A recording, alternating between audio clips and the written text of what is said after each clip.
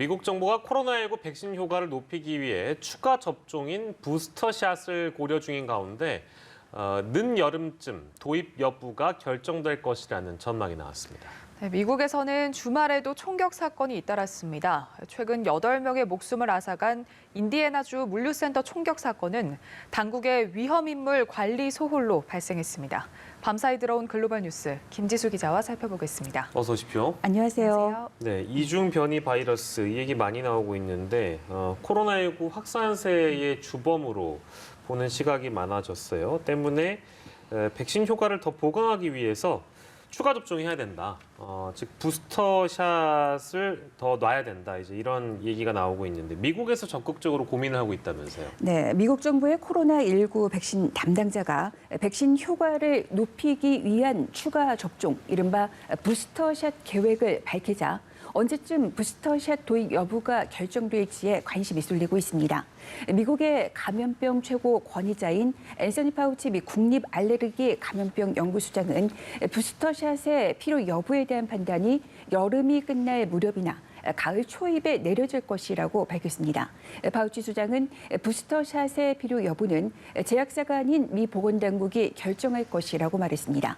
미국이 부스터샷 결정을 내리게 되면 한국을 비롯한 세계 각국의 백신 수급이 어려워질 가능성이 있습니다.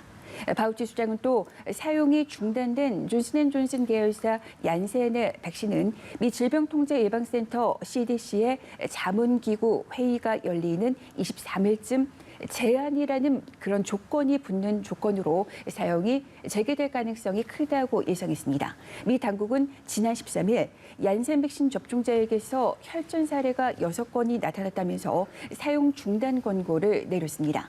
이런 가운데 미국 성인의 절반이 적어도 한 번 코로나19 백신을 맞은 것으로 집계됐습니다.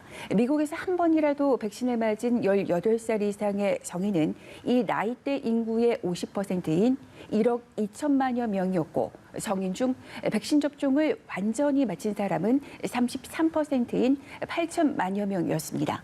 미국의 전체 인구 3억 3천만여 명을 놓고 보면 최소한 한 번 백신에 접종한 사람들은 전체의 40%, 또 접종을 모두 마친 사람들은 전체의 25%였습니다. 네, 전 세계 백신 접종 상황이 극명하게 갈리고 있습니다. 속도를 내는 곳과 그리고 내지 못하는 곳 이렇게 나뉘고 있는데 백신 접종 상황이 더딘 편인 일본에서 스가 총리가 미일 정상회담을 위해서 미국을 방문했다가 화이자 백신을 대거 확보했다고 하죠. 네, 그래서 더 눈길을 끌고 있습니다. 총리가 직접 백신 확보에 나섰는데요. 네. 일본이 백신 접종 대상인 16살 이상의 모든 국민에게 접종할 수 있는 화이자 백신을 사실상 확보한 것으로 알려졌습니다.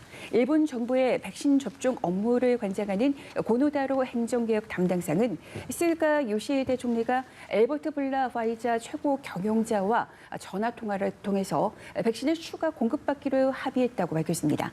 그는 일본 내 모든 대상자들에게 필요한 수량을 오는 9월까지 공급받을 수 있을 것으로 예상했습니다. 스가 총리는 바이든 대통령과 정상회담을 마치고 이튿날 블라 화이자 최고 경영자와 통화해 일본 내 전체 접종 대상자에게 필요한 만큼의 추가 공급을 요청한 것으로 전해졌습니다. 일본 정부는 애초 병당 6회 접종을 전제로 1억 4,400만의 분량의 백신을 공급받기로 화이자와 계약했습니다. 일본 정부는 16살 이상 대상자를 1억 1천만 명으로 보고 있기 때문에 화이자에게 추가 공급을 요청한 물량은 1억 회가량이 될 것으로 추정되고 있습니다. 전 세계에서 백신 접종률이 가장 높은 이스라엘이 18일부터 실외에서 마스크 착용 의무를 해제했습니다.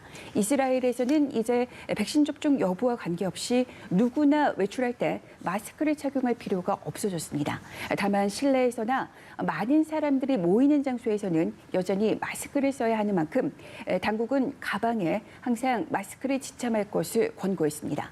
이스라엘의 실외 마스크 착용 의무 해제는 대부분의 상업시설과 공공시설을 개방한 상태에서도 확실한 감염 통제가 가능해졌다는 자신감에 따른 겁니다. 더욱이 전 세계가 4차 유행을 맞아 고통받는 가운데 나온 조처여서 눈길을 끌고 있습니다. 그러나 전문가들은 전파력이 강한 변이의 출현, 그리고 백신의 면역 지속력을 고려할 때 아직 집단 면역을 예단하기는 어렵다는 견해도 내놨습니다. 영국에서는 다음 달 2일에 마스크를 쓰지 않은 채 또 사회적 거리를 두지 않은 채 5천 명이 관람하는 콘서트가 열릴 예정입니다. 공연장에 들어가려면 코로나19 검사에서 음성 판정을 받아야 합니다. 영국 정부는 이번 실험 콘서트를 계기로 어떤 조건 아래 대규모 행사를 재개할 수 있는지에 대한 평가를 내린다는 계획입니다. 네, 이번에는 중동 지역 살펴보겠습니다. 이란 핵시설이 공격을 받으니까 이란은 이스라엘을 배후로 지목을 했는데요. 두 나라가 강한 대치 국면을 이어가고 있는데 이런 상황에서 핵합의 복원을 위한 참가국 회담은 계속되고 있죠. 네, 이란은 핵시설이 공격을 받자 60%라는 사상 최대 농도의 우라늄 농축으로 강경하게 대응했습니다. 그런데도 오스트리아 빈에서 열리고 있는 이란 핵합의 협상에는 적극적인 모습을 보였습니다. 이란 핵합의는 영국, 프랑스, 독일, 미국, 러시아, 중국이 2015년 이란과 체결한 것으로 이란은 핵 개발을 포기하고 이들 6나라는 이란에 대한 경제 제재를 푸는 내용을 담고 있습니다. 그러나 2018년 5월에 트럼프 전 행정부가 핵합의를 일방적으로 탈퇴하고 이란에 대한 제재를 복원하면서 이란 핵합의는 붕괴 위기에 놓였습니다. 이후 바이든 행정부는 이란과 핵합의의 복원을 위한 협상을 시작했고 미국과 이란은 상대방이 먼저 의무를 이행해야 한다며 신경전을 벌였습니다. 그러다 지난 6일 대면 회담이 시작됐는데 11일에 이란의 핵시설이 공격을 받아 전력 공급이 중단되면서 중동 지역의 긴장이 고조됐습니다.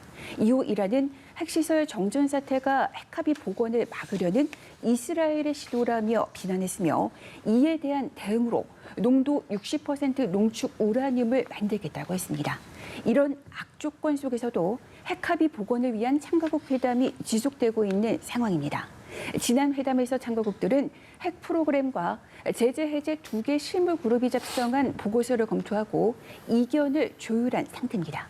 월스트리트 저널은 모든 제재 해제를 핵합의 복원 조건으로 내걸었던 이란이 지난 15일 참가국 회담에서 처음으로 협상할 의지를 보였다고 평가했습니다. 긍정적인 결과를 낼 수 있다는 것을 엿볼 수 있는 그런 대목입니다. 네, 마지막으로 미국 총격 사건 관련 소식인데요.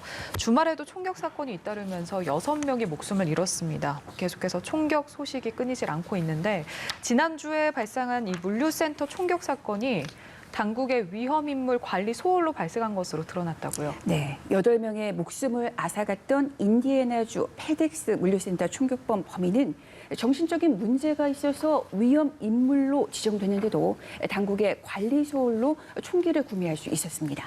경찰은 총격범의 모친이 지난해 3월 아들의 정신 상태에 대한 우려를 제기함에 따라 샷건이라는 청 한 점을 압수했습니다. 당시 모친의 신고로 총격범은 경찰에 일시 구금되기도 했습니다. 그러나 그 이후 반자동 공격요소총 2정을 합법적으로 구매할 수 있었습니다. 이에 따라 위험인물, 그러니까 자신이나 주변에 즉각적인 위협을 가할 것으로 우려되는 위험인물의 총기 소유를 금지하는 적기법을 적용받지 않은 결과라며 비판이 크게 일고 있습니다. 인디애나주 적기법에 따라 당국은 누군가의 총기를 압수하면 2주 안에 법원에 해당 인물의 총기 소유를 일정 기간 제한해달라고 요청해야 합니다. 이 남성이 샷건을 압수당한 지 반년도 안 돼서 또 다른 총기 2정을 더 살 수 있었던 건 판사가 그 적기법이 규정하는 위험 인물이라고 판단하지 않았거나 아니면 검찰이 법원에 총기 소유 제한을 요청하지 않았기 때문으로 보입니다. 바이든 대통령도 최근 잇따라 발생하는 총격 사건에 대한 대응으로 각 주가 적기법을 쉽게 제정하도록 하는 행정명령에 서명한 바 있습니다. 적기법을 도입한 주는 아직 10개에 불과합니다. 이번 사건이 벌어진 인디애나주는 적기법을 도입하긴 했지만 그 효력이 1년이라는 맹점이 있습니다. 그리고 이처럼 하루가 멀다 하고 총격 사건이 발생하자 미국 연방수사국 FBI가 도망치고 숨고 싸워라는 총격 사건 대응 슬로건을 만들었습니다. 총기 난사 상황에 맞닥뜨렸을 때 어떻게 하면 좋을지를 기억하기 쉽게 만든 겁니다. FBI는 총소리 듣는 순간 도망치라고 권고했습니다. 제자리에 얼어붙어 있는 건 최악의 행동이라며 달아나는 게 어려우면 숨으라고 조언했습니다.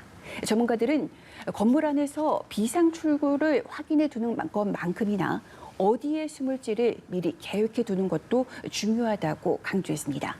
미국에서 총격 사건이 얼마나 심각한지를 알 수 있는 대목입니다. 네, 오늘도 다양한 국제 소식 살펴봤습니다. 지금까지 글로벌 브리핑의 김재수 기자와 함께했습니다. 고맙습니다. 고맙습니다.